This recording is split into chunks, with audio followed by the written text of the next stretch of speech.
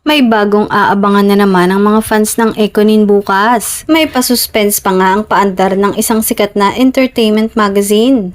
Hindi pa ipinakikilala ang kanilang magiging guest sa interview na ilo-launch nila para sa magazine. Pero heto't nag-iingay na ang mga fans ni Jericho Rosales at Janine Gutierrez. Sa tindig pa lang kasi kahit nakatalikod si Eko ay kilalang kilala na siya ng mga fan niya. Ganon din naman si Janine.